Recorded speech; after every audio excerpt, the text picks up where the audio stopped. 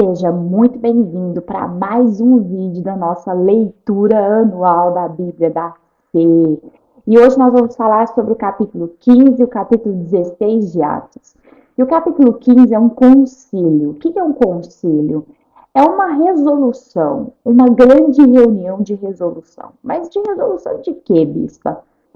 Muitas pessoas, muitos judeus, que iam atrás dos apóstolos quando eles estavam pregando para os gentios, ou até mesmo moravam nas regiões em que eles estavam pregando, queriam de todo jeito impor que aqueles gentios se tornassem judeus.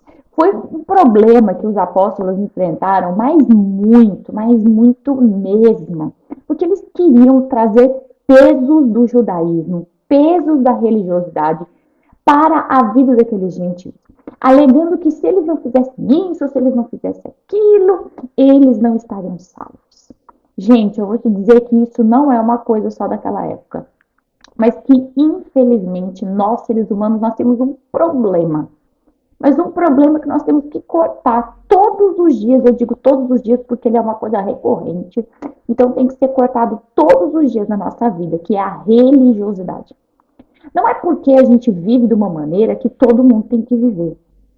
A palavra de Deus aqui no capítulo 15 de Atos é tão linda, tão linda, tão linda, tão linda, porque ele fala assim, eles decidiram, versículo 9, versículo 10, que aquelas pessoas tinham que ser purificadas no seu coração, não pelos seus atos de religiosidade, mas pela fé. E decidiram que eles estavam sobrecarregando os discípulos gentios com um jugo que nem eles mesmos, nem seus antepassados conseguiriam suportar. E cremos que todos nós e eles somos salvos da mesma forma, pela graça no Senhor Jesus. E aí eles levaram instruções através de Silas, né? E Silas acabou ficando com Paulo nessa jornada missionária. Essas recomendações foram: não viva uma vida impura, viva uma vida abençoada, não seja uma pessoa dada aos costumes, né, costumes imorais dessa terra. Em outras palavras, ele estava dizendo o seguinte: viva uma vida onde a graça de Deus seja honrada na tua vida e viva pela graça. Sabe, nós precisamos entender uma coisa. Tem coisas que nós não gostamos, tem coisas que nós não aceitamos, mas que a Bíblia, ela não vai dizer que é pecado, que você vai para o inferno. É só um gosto, uma roupa, uma cor, uma música, um estilo.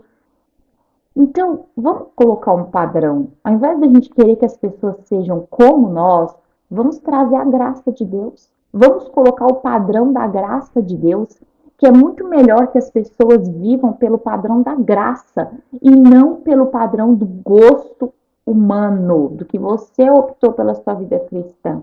Entende o que eu estou dizendo? Eu sei que é difícil muitas vezes ouvir isso, mas é verdade. A gente precisa entender que a palavra de Deus ela precisa ser pregada na sua clareza. E Jesus Cristo nos salvou pela graça e não pelos ritos ou pelos feitos. Jesus nos ama não pelo que nós fazemos, mas sim porque Ele fez e porque nós assim recebemos o que Ele fez lá na cruz do Calvário por nós. Não estou dizendo para você viver uma vida desregrada, eu estou dizendo para você viver debaixo da graça. E viver debaixo da graça é viver debaixo do que Deus espera, viver sendo um exemplo do testemunho vivo de Deus, sendo você uma representante e uma testemunha de Jesus Cristo aqui na Terra.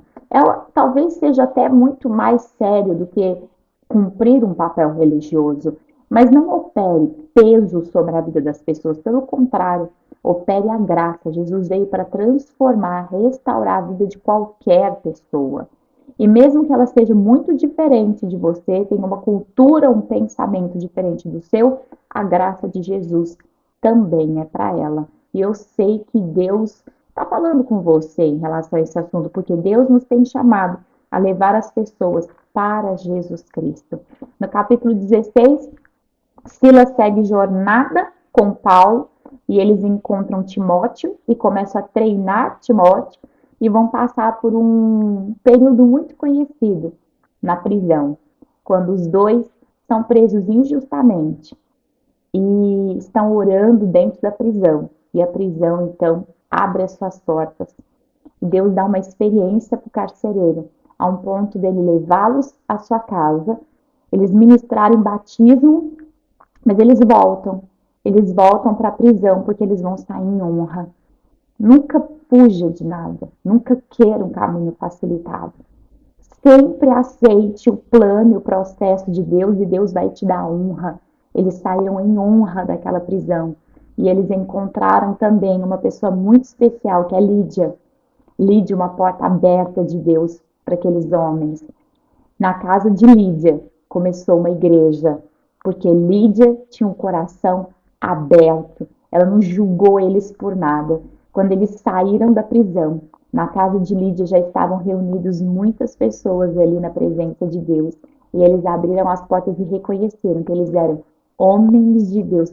Nunca julgue ninguém sem antes você saber o que realmente está acontecendo. Seja uma Lídia, mesmo que você seja um homem, seja uma Lídia no sentido de ser uma porta aberta para as pessoas. Que Deus te abençoe. Nos próximos capítulos a gente se encontra.